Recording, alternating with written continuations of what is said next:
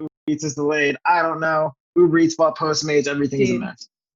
I'm sorry to hear about your food delivery struggles in this Oh, dark time we're living through. I know. I mean, I need to protest the fact that Uber Eats is buying Postmates. That's a real protest. Oh my God. Yeah. Well, I have started recording and great. Hope you got that. I did. I will tag Uber Eats in this post.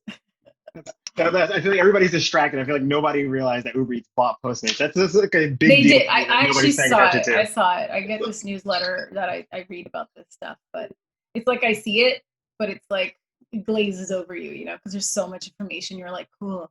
That's cool. And the next thing you know, next time it costs you $50 to get, you know, a sandwich delivered, you're going to be like, why don't I have options? And that's going to be why. Because capitalism, ladies and germs. Well, look, I'm so excited to talk to you. For the listeners, you know, Jermaine and I go way back to the beginning of both of our LA journeys when we were wee babes navigating through when Twitter was new. Remember that?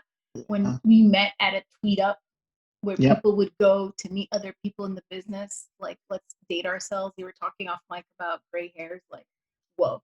And that wasn't that long ago.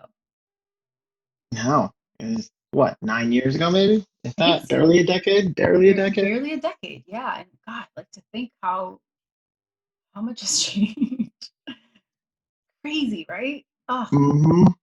So that is one of the main reasons I wanted to talk to you, because you're someone I've known. Our journeys have been circling each other all this time, and here we are, 14 years later. I think you moved here in 06, I'm assuming. But maybe wait, okay. 12 years. Yeah. So 12 years for you, 14 for me. Long enough. We've been here in the majority of our 20s, and we're still here. We're still alive. You're crushing it. And so what's the secret? No, I'm kidding. Don't tell us the secret. Because then nobody will listen to the end of the episode. Wait till the end of the episode and tell us the secret. If I knew the secret, I would be on an island right now, alone. Amen. Same. You and me both. But no, so, you know, take me to the beginning of your story of how you discovered this industry, and then when you were in it, because I know your story, how you found your way into management / producing. Okay. Well, I mean, I moved out here, and I think a lot of people think it's bullshit when I say it, but I moved out here for the weather. I moved out here in 08 specifically for the weather. I was tired of cold winters in Jersey, and I did not want to deal with that again. Yeah. So I moved out here in 08. I worked on the promenade. I lived across the complex from my dad. There was a little apartment complex that he lived in Bellflower. I lived across the complex. I lived in his apartment for probably a couple months, and then moved out across the complex. And I worked at Journeys on the promenade in Santa Monica. And that was where, you know, I went to school for marketing. So that was where I was basically just trying to figure out what I was going to do while keeping money in my pocket and not bleeding through the $5,000 that I had moved out west with. And I wanted to get into a marketing job, ideally, but it was 2008. There was a recession. Marketing jobs are the first ones to go because people don't spend money on advertising in the middle of a recession, believe it or not. I believe it. Right.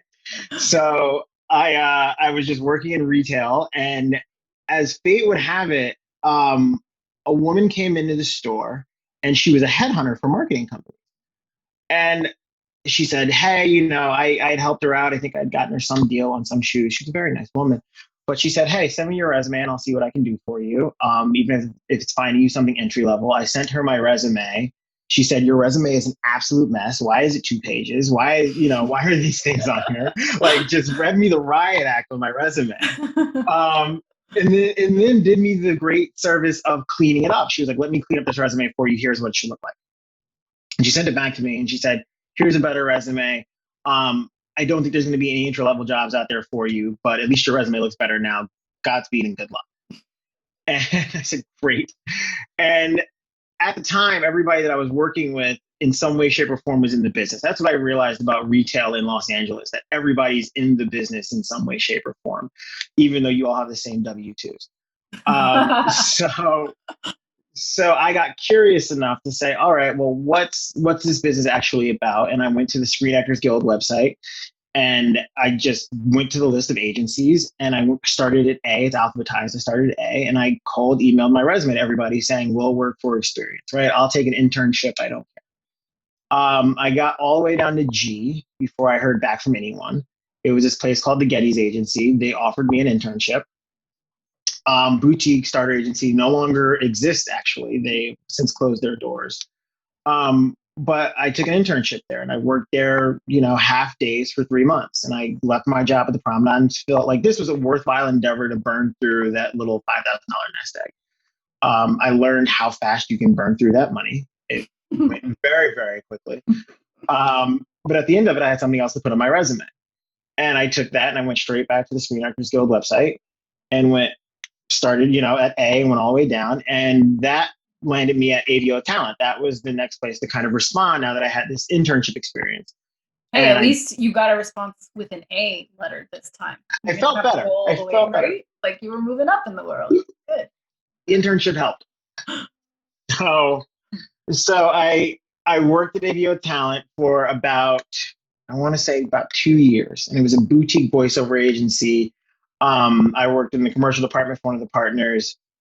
I met the person who we both started on the same first day, who worked for the animation counterpart partner, who became one of my best friends. I'm the godfather of his daughter, and he's a voiceover agent in Chicago now. But we became fast friends, and he told me all of the stories about his experience in Hollywood. He's a few years older than me. He worked for some heavy producers, and he really gave me a lot of the education on what it's like at the higher levels. And that was where I started to learn more about the business wholesale. And in that process, I realized that I didn't want to be a voiceover agent. That's not where I could feel that I was trending in that trajectory had I stayed there. It's not what I wanted to do with my career. And I'd had some conversations with my buddy Brett and a couple of the clients, and it kind of dawned on me that maybe management was more suited towards what I was interested in terms of just, I would always pick at the clients that came in about what else they were doing. They would come in for a voiceover audition. I would say, okay, well, what's going on in your on-camera career? What's going on here? What's going on here? How can I help? What can I do even from my lowly position? What kind of insight feedback can I give you? So once I knew that management was kind of a direction I was interested in, I just started opening up, kind of that to my small network and saying, hey, if you hear any management jobs, I'd be interested. Please just let me know. I joined a Facebook group that was all assistants in the business, and they would post job listings and things like that. I think that Facebook group might still exist. I've aged out of the program, as it were. But then came basically an opportunity to work at 3 Yards. And what had happened at first was the posting went up. I sent my resume. Crickets. I heard nothing. And I waited, what felt like a couple of weeks. I called in the one favor I had in town, which was April Webster and Alyssa Weisberg. I called Alyssa Weisberg, who I'd met at a charity function with my friend who's a casting director, Jessica Sherman, who invited me to that. Yes. And Alyssa said, hey, I'll make a phone call. Any phone call you want, I'll make it for you. Because I can tell you don't want to be in voiceover anymore. So I would make that phone call. So I naively reached out to her and said, hey, I've applied for a job at 3 Yards. Do you know anybody over there? Could you help? Not realizing that she had cast a bunch of comedy projects for us. And she goes, sure. And she calls over to one of the more mid-level managers, who then walked my resume over to the assistant that was looking to replace herself on my eventual boss's desk, Michael. So that was my in there. I had an interview with Olivia Gerke, who is now a fantastic manager out of our New York office. She represents Leo Torres and Jabuki and Bowen Yang. Yeah, I'm working with her on another project, side note. Oh, excellent. Well, big shouts to Olivia Gerke. She's one of my favorite people in town. I give her the utmost credit for inventing. She said the same about you. She had only great things to say when I dropped her name. Yeah. She's like, I love that man. She's the best. She is the best. So we had one fantastic interview. And then I met with Michael Rotenberg, who we had a 20-minute interview. I was completely overdressed for it. It was Amazing. He had just come off an eye procedure, like he had had something done. So he had glasses on, the shades were drawn. It was so eclectic, but completely by accident. and somehow through that, I think he took a liking to me. And he, a couple of days later, he offered me a job. And that was the start of my career at 3Arts. And I worked for him for about a year and a half, almost 2 years. We made, he made, really and truly. Him and his clients made a good pilot and a bad pilot. There was a good pilot that I will get back to, but there was a bad pilot that I just, I never thought it was going to work out, but they ordered it, they shot it. And it didn't work out, unfortunately, but that kind of at least really gave me confidence in my taste. Mm-hmm. And that's really kind of what got me to feel like, okay, I can read scripts and understand what works, what doesn't work, and have an opinion that makes sense. And actually, when you see it to fruition, your opinion ended up being right. It was validating. And then we made a pilot that I read and I said, this is incredible. This is so funny and so smart and so clever. Mind you, they shot a very different version of the one that I read, but that show became Silicon Valley. Nice.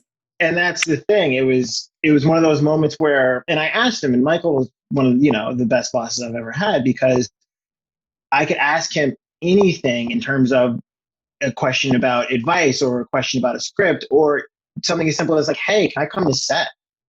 And he'd say, great. Like, he loved that I took an interest in the business. Mm-hmm. And he would stop and say, yeah, he'd be like, find somebody to cover the desk. Yeah, you can come to set. So amazing. Yeah. So naturally, when we were shooting the pilot for Silicon Valley, I said, hey, can I come to set? And he goes, sure. And I went to set for that. And that was the moment for me where it clicked. Of like, oh, this is the thing that you want to do. You want to work with writers and directors. You want to have your hands in the clay with these people that have something to say and know how to say it in the most clever, smart, funny way. And, not long after that, I went to him and said, hey, this is where I want to be for the rest of my career.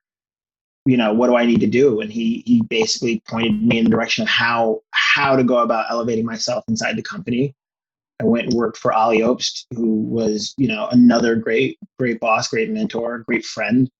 I worked for him for about 15 months. I always joke that I wasn't counting, but it was 15 months exactly. The way to like, no, please interrupt me. I've been talking forever. But his advice in terms of like how to level up in the company, how to stay the course of this career you want it to go. Since I didn't come up that path, it's very fascinating to me, right? Mm-hmm. I'm such an indie spirit gypsy person.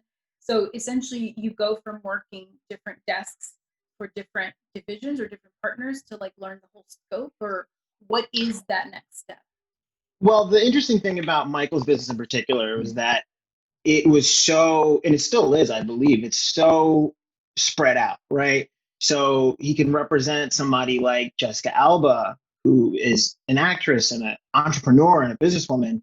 And he can represent somebody like D.L. Hughley, who's more of, stand-up personality. It's a whole different lane. And then at the same time, he can represent Mike Judge, who's a filmmaker, great. And to have those different buckets it gave me a really, really intense education on all of the different lanes of management that you can potentially be in. So it's not like I had to go work in different departments. But the thing is, when you're Michael, he operates at such a high level that when you first become a manager, the phone calls that you're making are to your peers or to more junior executives. Michael doesn't talk to those people that often, right? Michael's often talking to studio heads and SVPs and the higher level people that I don't have any business to conduct with those people. At that time, I didn't have any business to conduct with those people yet. So the smart move is to go work for somebody that's more in that up and coming lane, more in a kind of junior to mid-level lane that is still building their business, that is hungry and that knows all of these people at the level at which I'm going to be operating. And that was Ali at the time. Ali, I met so many great executives and made relationships with people that I still conduct business with because Ali would invite me into the room. He'd say, hey, jump on this call and talk to this person, or jump in this room for this practice pitch, whatever. He would bring me in and I would meet all of these different executives. He brought you into the room where it happens? The room where it happens. Yeah. Yep. That's a callback joke for everybody. It's a callback joke, y'all. Off mic, I made a terrible Hamilton, well, very good Hamilton pun that I did not come up with, to be fair. And I said, "Hey, I'm waiting for you in the Zoom where it happens." And Jermaine, who works in comedy, appreciated it, so I'm going to take that win.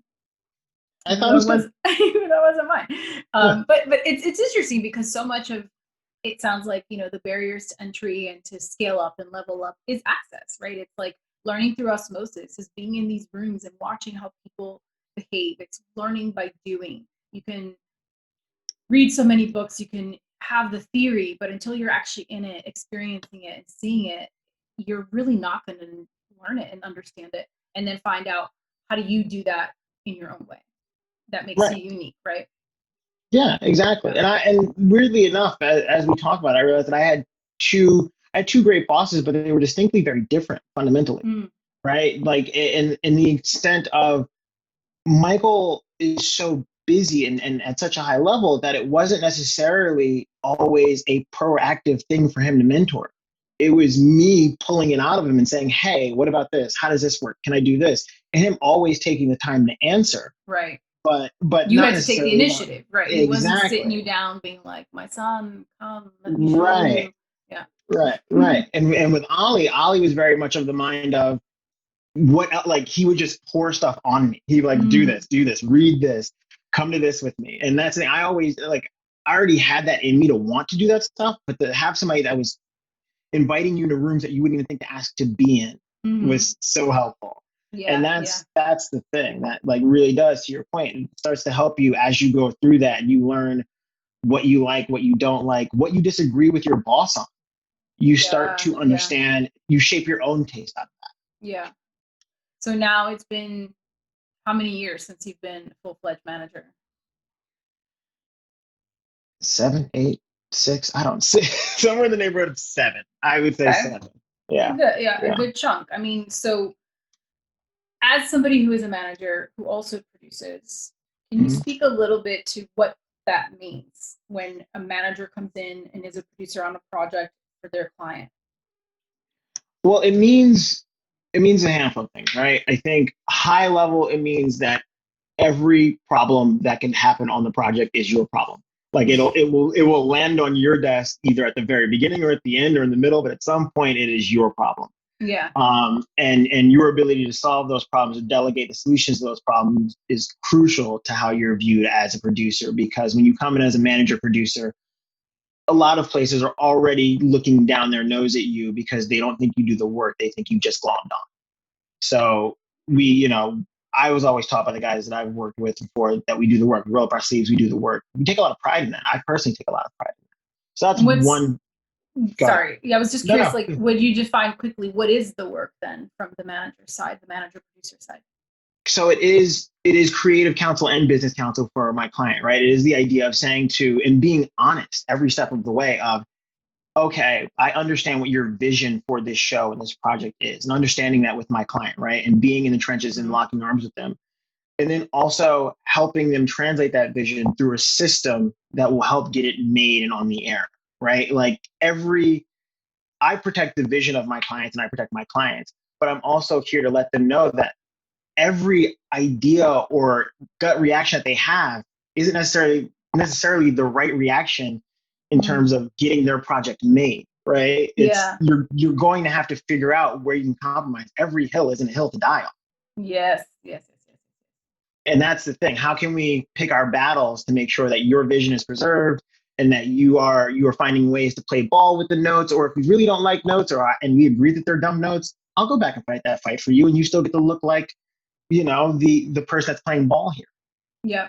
But you have to find that push and pull. And often when there is no person like me in the mix, right? In situations where it is my client producing with producers they may not know that well, or developing just at the network, where there is no other producer involved, a lot of things get lost in translation, and the relationship can become adversarial just through miscommunication. It doesn't have to be that you guys even disagree. You just didn't communicate the notes properly, or you're not really getting the note behind the note, or they're not understanding what your vision is. And to have an intermediary that can not only translate that, but can use their relationships to overcome some of those obstacles, I think is invaluable. Yeah, you're like a marriage counselor then, you know, you're like. Yep, 100%. Yeah, I mean, you know, it's like, I think the benefit to your point is having these clients that you have these intimate relationships with, right? Like our industry is so full of these intimacies with people that writers, creatives are pulling from their own lives to tell these stories oftentimes. And it can be very vulnerable. And to have a person on the inside who can guide and know them and all their quirks and their imperfections and their, you know, all of the ways that you can, like you said, kind of be like, all right, slow down. Like it doesn't have to be this way, is helpful for that creative process so that they can find success in the very business that we want them to succeed in, right? And once you're just like thrust, it's almost like with producers and maybe other partners you don't know, it's like you're kind of just going from a one night stand to dating and you're like, I hope this works out, you know? Right. Oh, like, no, absolutely. And it's hard. Yeah, it's hard. Well, and that's what I tell my clients. I say, you know, I said, at the end of the day, if you want me to produce this with you, I will. Yeah, I don't have to produce everything. If you want me to, I will. But I will tell you that if you want me to produce this thing with you, you will always know at every step of the way that there's at least one person that wholeheartedly cares about your vision for this thing. You know what I mean? And understands it. Yeah. It's a level of trust that you just have. That's what it really boils down to. Yeah. I mean, that's great. I think you were going to say something else about it and I interrupted you. I don't know if we got there nonetheless. We got there. It. Yeah. Cool, we found cool. the right road. So then from a management perspective, from a management perspective, then what do you think, having worked with so many producers that are not managers, right, that are coming in, that are working with you and your clients, what makes a good producer? The ability to manage relationships and personalities and egos. Full stop. Full stop. Full stop. Including your own. Including your own. Chat. Drop the mic. That's strong. That's the truth. I think that I preach a lot on the podcast that as someone who came up with physical production and knows the execution, right, of how to make a thing happen, all of those skills, those hard skills, you can learn. That's actually the easiest part. But being a good person, having integrity and navigating, like you said, your own ego and all of the different personality types that happen in this finite period of time that is the vortex of production where it all matters. It's all on the line, all the money, all the things, all the prep. It's like showtime, you know, and surviving that trauma every time and coming out the other side, hopefully having created something, not just the product itself, but the experience. I'm a big proponent of, we know, like, there's the best intentions and things do not turn out well for reasons we'll never understand. But the one thing we can control is the journey to get there, how we're going to be, who we're going to show up, and to support one another, you know, as collaborators in this business, not like, well, you're this and you're higher up. And yes, the hierarchy is there. It's needed. It's a system. We get that. But to really kind of like create the best art, I think it's got to come from a place of love. And oftentimes I find sets that I've been on before I became a more person who could control the sets were from a place of fear. And it's like, how do you expect people to show up and do their best work, you know, all across the board? And so I agree with you on that note. Yes. That's one of my, I have a client who right at the top of us starting to hire a room for the show that we're working on, we started collecting resumes and setting meetings, and he said it first, and I think we were all thinking it. He goes, I just have a no assholes policy. He's like, I want to hire the best people for the job. I want to hire the people that make sense. But if they're an asshole, if they're crazy talented or an asshole, we're not going to hire them. Yep. Life is too short. Exactly right. Life is too short. It's like being a good person. Like, we can teach people a lot of things, but being a good fucking human, that we cannot teach. That is a choice you have to make.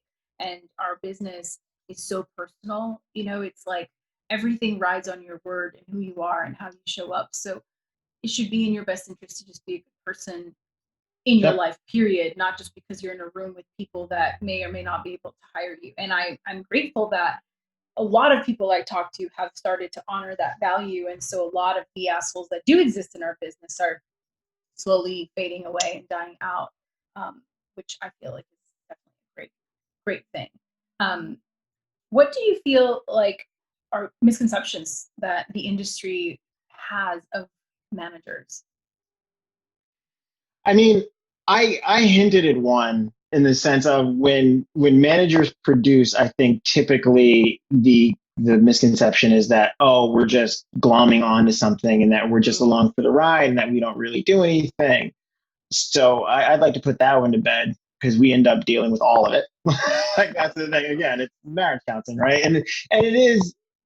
I think we've come to terms with it in the sense of we all, and I can't speak for managers everywhere, but I know that the people that I work with, that I work closely with, that I see that are some of the best producers I think in town. Mm-hmm. They check their ego at the door. They're prepared to do thankless work, and that's the philosophy I subscribe to. Like I leave my ego at the door. I leave my ego in my home.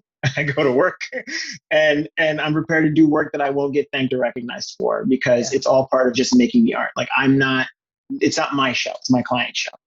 Yep. I'm here to just help them get it made. Yeah. So that the big thing for me is the idea that we don't really do anything. The other misconception is the one that you hear a lot, and I think you typically hear it from people that are a little more green or people that have never had a manager, because there are people that aren't green that have never had managers, which is like a whole new phenomenon for me. Yeah.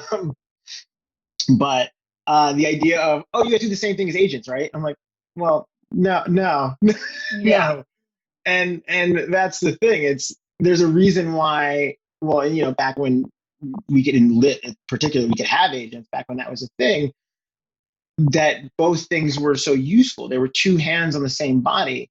And for me, I've always looked at it as like, I have some friends that are great agents, that are fantastic agents, that know how to find great material and great opportunities for their clients. And they can find a lot of them in a very small period of time. And then it's a little bit incumbent upon me to have the conversation with the client about which one makes the most sense, right? If we have 4 or 5 great opportunities or great sounding opportunities, which one actually feels like it's going to move your career in the way that you want it to go? And that becomes a higher level conversation. Like, that's the thing for me. And I think I hinted at it before. The job is creative counsel and business counsel. I will talk to you at length on any idea that you have. I will help you tweak it, refine it, and ideally make it the best version of itself. Yeah. And then I will also help you navigate all of the pitfalls and hurdles of actually making a viable living in this town and growing your business in a way that can support you and your family for the rest of your life. That's the job. Done. Easy. Yeah. Yeah. So how, you have a lot of clients, thus you have to be this person for many people in your life. So how do you navigate that in yourself and find whatever it is that fills your well, right? So you can show up the best version of yourself for your clients. I thankfully, and I think this is something that is particularly interesting right now, my business is a lot of people of color. Just happened that way. It's kind of the stories I was drawn to, the personalities I was drawn to, the people I found myself interacting with, and then the people that those people recommended me to, right? Mm-hmm. So it's a lot of those people. And I'm also a person that I don't like to have a personality that I have at work. And like, I don't like to have 2 personalities. I am who I am, unapologetically. This is just me. So that has helped me. Thank you. That has helped me draw a line. That's helped me draw a line between my work life and my home life. So I can, if my wife and I are doing something that's important to us, then, I will tell my clients that, hey, I got to go do this thing. But it also sets a tone for the way we interact. And it keeps my well from getting too empty in the sense of I can always speak to my clients freely. If they text me on a Saturday on something that's inconsequential, I'll say, this is inconsequential and it's Saturday. I'm going to smoke my cigar. I will call you on Monday. Yeah. And they'll say, okay, you're right. Yeah. And they expect that out of me. They expect me. And I think it translates over into the business because they know that when they get notes that are bad notes and they come to me and they say, are these notes bad or is it just me? And I say, these are bad notes. They know to trust that. If I say, hey, you're being a little irrational or you're being unreasonable, actually, I think this note and this note are smart notes. here's, I think you just misheard it, or you heard it in a way that seemed, you know, useless. And if you hear it this way, and it's actually, you need to tweak this character, or this story, or this isn't shining through, they trust that because they know I'll always be honest with them, whether it is creatively in the business or when they're being, you know, needy on a Saturday afternoon. Yeah. So that's how I kind of draw my lines in the sand. And my clients know that we'll disagree and we'll argue. I think some people subscribe to the idea that the client is always right. I am definitively not one of those people. Good. We're business partners. Yeah, we need more boundaries drawn. I think we have sort of allowed ourselves, each other, we've created this myth that for this to exist, for our art to be created, you gotta be in that 24/7 hustle and it's destructive. It's not necessary. Those boundaries are important, and a lot of people I talk to, it took them a very long time to learn. I mean, myself included, you know, where those boundaries are for yourself, and creating that space to recharge, to disconnect from the thing that you're doing, which is important, but it shouldn't be your whole life, your whole existence. Otherwise, what are you drawing from, right? If your whole art, your life is just the thing, the job, the career, the pursuit, like, I don't know, I would be, I don't know, I would say that you may not be creating the most, you know, significant art for yourself if that's where you're drawing from. Well, and the best writers I know are writers that go out and do things. They go out and experience life, right? And they live have life. stuff to write about. That's the whole thing. And I tell them, I say, my job is to take all the bullshit off your plate. You don't need to worry about, you know, you don't need to drive yourself crazy worrying about what this producer is thinking or if your deal is going to make. Like, I'll handle all of that. Like, I'll push through all of these things that you need to take care of. You need to worry about living your life and creating your art. Because if you're overwhelmed with all of the other stuff, your art's going to suffer. And if you're not going out in the world and living your life, your art's going to suffer. And that's my philosophy behind it. It's like, I take everything off your plate. You should be able to write and go experience life so that you can keep writing. That's it. Yep. So, you know, you're still in the very beginning of your career, I'd say, first act for sure. I'll take it. So far, hey, it's true. I say that because I've been here longer than you, so then it helps me believe it. 2 years, okay. Fine. Well, fine. You know. Fine. But you know, what so far would you say you're the most proud of?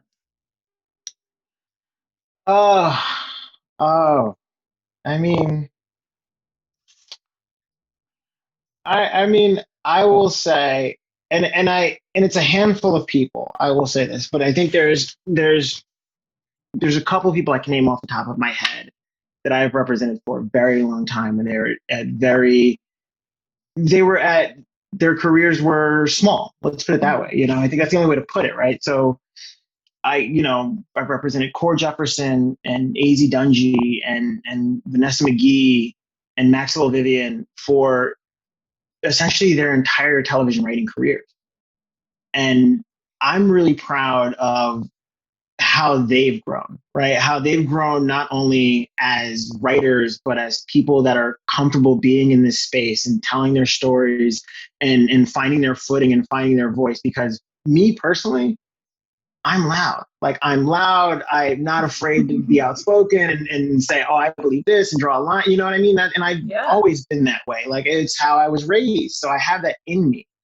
But you don't always see that in the people that you represent, especially at a young age when you're both, you know, trying to find your footing. You know that they have a voice. You know they have a point of view. You know that they have stories to tell, but you don't know if they're confident enough in their own voice to tell it. And when you can see them grow to that confidence, it makes the job so worth it. Like, it's why I love my job. It's because I can see people grow into that. I can see people find their footing over the course of 3, 4, 5, 6, 7 years and beyond, right? And really use that voice to empower others to find their voice. And that is the thing that I'm most proud of at this point in my career. Yeah. Well, that's beautiful. You should be proud of it. It seems like it's true. It seems like you're a very honest, transparent person, and I've always appreciated that about you. And so even though our journeys have intersected at different moments in time, it's been so refreshing that at every moment it has intersected. You've been the same you since we met at whatever tweet up it was, or exactly. Yeah. Still won't shut up. Still won't shut up. Still talking. No, no. Just but you're speaking your truth. You know what I'm saying? You're not just. There's a lot of people in this town who are just always talking, but they're not saying anything. And I think you actually speak truth to power, and you aren't just talking the talk, you're walking the walk. And to see you not finally, but to see you be here now in this moment in time, reflecting on that, it's super cool, you know. And I hope that this conversation serves as a good reminder for that, in case you needed it during this time where things are a little scary and dark, and you know, there's so many questions in our world. No, I appreciate that. And I mean, I think that's likewise, right? Like, you meet people so early in your careers and you're like, oh, like they have a thing, right? You know what I mean? It's like, and I'm like, oh, okay. I'm like, you're a person, like, you just don't stop doing things, right? Like, I'm just like, Carolina will never stop working. Like, she's going to, like, you're not going to retire ever. Like, that's not going to be a thing that you do. I don't think I can, no. Right. Right. And that's the thing. It's so great when you see that in people. And again, it's almost that validation of your taste, right? And it's that validation of your taste in people when you see that, like, oh, like, we've all grown up together, and that person I thought that was going to continue to have a great, successful career is actually doing that thing. Yes. And I think that's what's great to see in the people that, you know, we were all broke together. Oh, yeah. Oh, man. I mean, 2009, I almost moved back to Florida. You know what I mean? It was dark times for Kaka over here. And I kept pushing through. And I think that's why I didn't know how to not push through. And that's why when I look back on my career, you know, in your 20s, at least for me, I was just like balls to the walls. Like, I'm going to find any nook and cranny. I'm going to find my way in to this proverbial castle that is Hollywood. It's just going to happen. Like, it was never a question in my mind. And so looking back on some of the immense like struggles I've had, because I think I'm at a point in my career where a lot of people seem to look at my journey and now they're seeing so many seeds that I planted in like 2010 coming into blossom, and they think it's just like miraculously happened for me, and they don't see, and I don't blame them. How could they? They didn't live my story. Like, all of the struggle, all of the hard work, all of the bullshit, you know, all of the pain, honestly, and the grief of loss of people that you wanted to work with, that you believed in, that never called you back, like all of that stuff that just weighs on you. And so it's why I'm personally fascinated and a little obsessed, honestly, like with learning how others who have sustained and found success in our business navigate those same challenges that I know we all have. Which brings me to my next question. You know, the theme of my show is talking about the messy parts, the caca of our journeys. And so I'm curious if there's been moments where you didn't feel so confident, or you didn't feel like things would work out, or you felt like everything was stacked up against you. And if so, what and how did you keep going? I would say, I think the years that we talk about, it's like, I never considered moving. I will say that. Just because I told myself, I firmly believe in you can't fail if you never quit. Like, I just wholeheartedly subscribe to that. True. But I mean, that's the thing. All of those early years where you're just, you know, you're living hand to mouth were the toughest years for me, where you're just like, you know, I always, and I say it to my assistant all the time, I'm like, you know, it's wild to look back and realize that you were living a life where like 1 or 2 parking tickets could fuck up your year. Like, you know what I mean? You're just like, I don't know, I'm not going to pay these. And then at the end of the year, they're like, oh, well, you need to pay your registration. You're like, oh. It's to me, it was, you know, a whole cluster of years where it's just, you're just realizing that you're scraping by and you don't know, you just kind of have to keep. And for me, that's always what it was. Like, you can't fail if you never quit. Like, if I just keep pushing forward, I will figure it out. If I just keep finding a way to survive for 3 more months, 6 more months, 1 more year, I will finally look over the edge of that cliff. And that's the thing. You can look at, and for me, it was always looking at the guys around me, right? Like, I could look at the people that I worked with inside the office and say, well, okay, I know, you know, that's kind of the beauty of working for a partner when you first start somewhere, is that you know what kind of money that they're spending, making, you know what I mean? You kind of have a grasp on like how they're doing in life. what's possible, right? Like what can be possible. Yeah. Exactly. And then you can look at the rest of the people that may not be a senior or what have you, but you can still tell that everybody's doing pretty all right. And you just kind of have to cross that transom. You're just like, all right, if I can get across the chasm of, and I do think it's just wild. Like it's like a lottery system in the sense of, you're an assistant for X amount of time and you make no money. And then you cross the other side of the chasm and you're like, oh, okay. Like this is what it's like to feel like just secure in my business. And if you can just get there, that's the thing. And I kept telling myself that you can get there. You have to just keep pushing forward.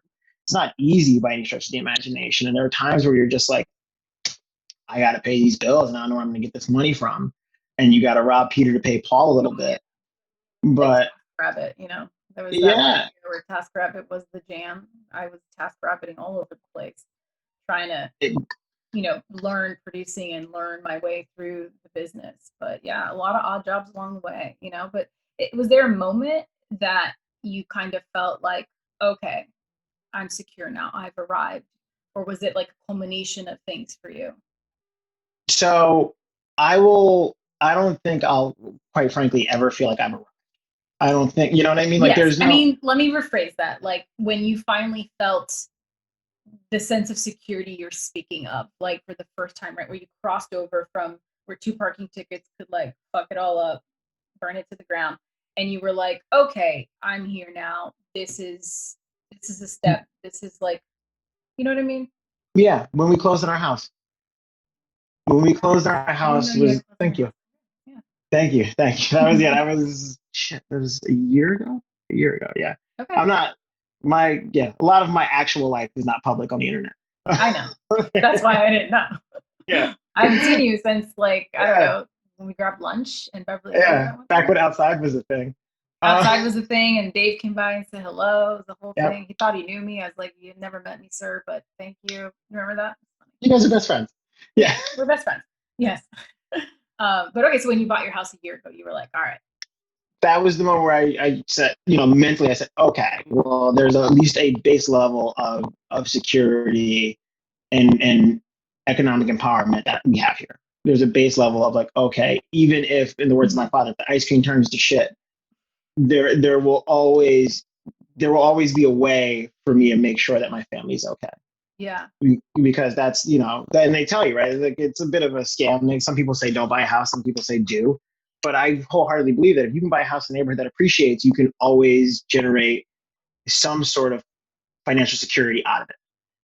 And I mean, it's a big part, not to get off topic, but like it's a big part of the wealth gap between people of color and white people, right? And it's because, right after the war, they made it easy for all the white GIs to buy homes, and everybody else was marginalized. And you can build generational wealth off the house. Correct. So that's the moment where I felt secure. Yeah. Good. Well, I'm glad that you had that experience a year ago. Good. So, producers like myself have so much hiring power, right? As like a UPM line producer coming up the physical side, I'm now switching over more to creative, but leaning in heavily into all the physical that I do know, have the knowledge and the context. But what are the ways that we can support and be an ally, since we do have hiring power, aside from the obvious of just hiring people of color and Black people, brown people, all kinds of people, and giving them a shot? Like, are there any other ways in which I can be an ally? I mean, to me, it's that I think that's the best start.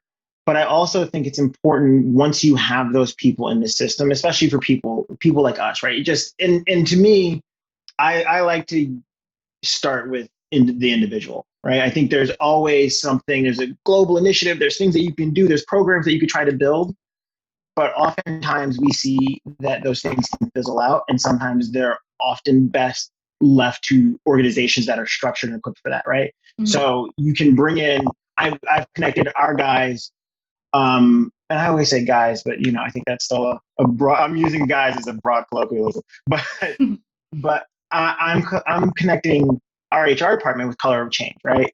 Because I know from an infrastructure standpoint, Color of Change is equipped to bring in more diversity and just develop a more inclusive workplace.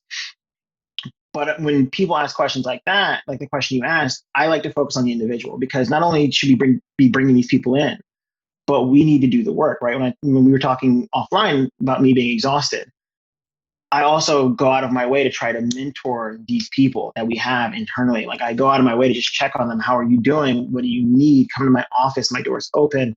Because those are the things. It's not just good enough to bring them into the system if they don't have any support to matriculate. You got to bring them in the room the same way you were brought into the room. Exactly. And if you are in a position of power, if you are a person of color in a position of power especially, but if you're in a position of power, period, it's an incumbent upon you to bring those people in the room and to invite them in the room and challenge them. Like, I challenge my assistant all the time about, like, step out of your comfort zone, be uncomfortable, ask hard questions, push me for things. If I'm not thinking about something and you want to do it, ask me, because I'm not going to think of all. You know, and you know me, I'm going to say yes 9 times out of 10, unless it's completely unreasonable ask. You're saying it's on a podcast, people are going to find you and they're going to ask you for things. Be ready for it. That's fine. They already do. They already do. and that's the thing.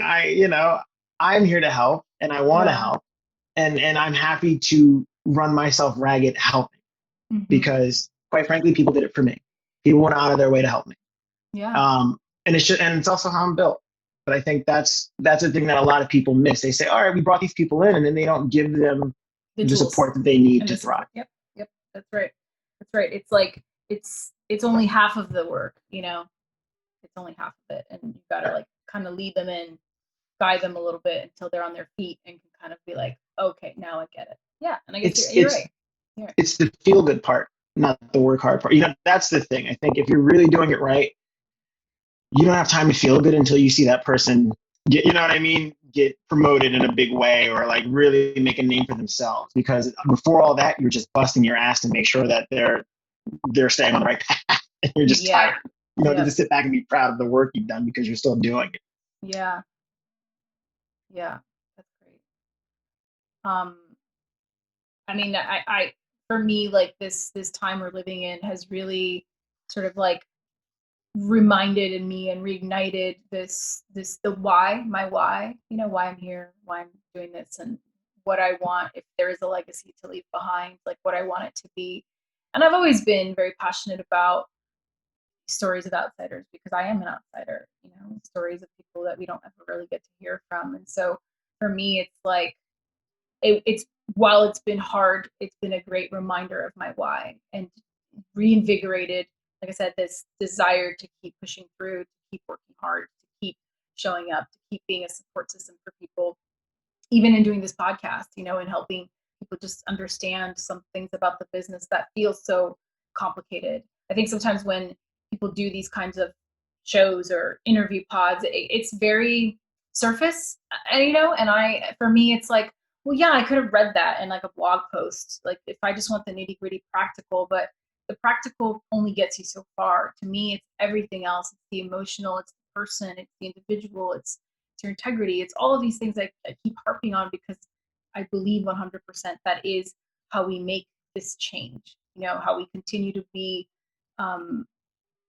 just living in that truth and using the power that we have created. And I hate the word power, because it sounds very, like, I don't know, just there's a negative connotation to it for me. but you know, the access, rather, I guess, is a better word.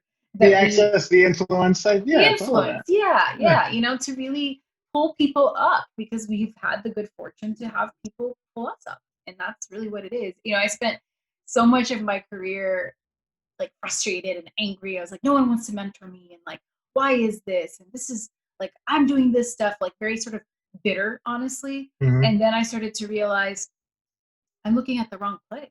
I keep looking up when I need to look to my left and to my right. You know what I'm saying? The people that are mentoring me, they're you. They're everybody I have on this podcast. There are people who are starting that teach me new things. Everybody's here to teach us something. And mentorship doesn't have to look like this I don't know, whatever people expect it to be, like you have lunch once a week with this person or whatever, and that has been groundbreaking, to really realize that the mentors are all around and they're my collaborators, they're my peers, and it's so rewarding to see that. And so now that I have the access, I've been here 14 years, I've created enough of a name for myself that resonates with hopefully integrity and character and hustle and all of these things that are true to me. I want to be a conduit for these conversations for others who cannot right now be having these conversations, and really hearing how the people who are at our levels actually talk and think about things, not answering an article about it, Absolutely. No, absolutely. And I'm glad you said that. Peer mentorship is huge. And I believe that at all levels. Like, I think that, you know what I mean? Yeah. That's the whole thing, right? You find out when you're an assistant who you believe in and who are the people that, you think you're going to grow with, and you ask each other for advice and you pick each other's brains. And it's all part of the process. I think to your point, I think too often people are looking up the ladder to say like, oh, who can fairy godmother me into this position? Yes. Or, and it's like that. Again, that's not going to equip you the way you want if you get up to that point and you don't have anybody at your level that knows who you are and has a relationship with you. Yep. So important. So we are getting close to the hour, believe it or not. I don't know if your lunch has arrived. You're probably really hungry. I think it's sitting outside. You're doing well. We're almost done. You're doing well. I'm proud of you. You're drinking a lot of water, staying hydrated, good attitude. Thank you. Yes, thank you. Appreciate it. I'm like, I know you're like, stop. It's not my trainer. But I mean, I have one last question, which is the advice question, but if is there anything that I didn't touch on that you want me to discuss or that you want to share before I get to our final question? No. I think you're at this point, I think you're a well-oiled machine. I think you have this down cold. So this has been a delight. Thanks. I really enjoy it. This is my favorite part. I'm a talker. I love learning people's stories. It's, to me, very similar to everything else I do in my life as a professional, as a producer.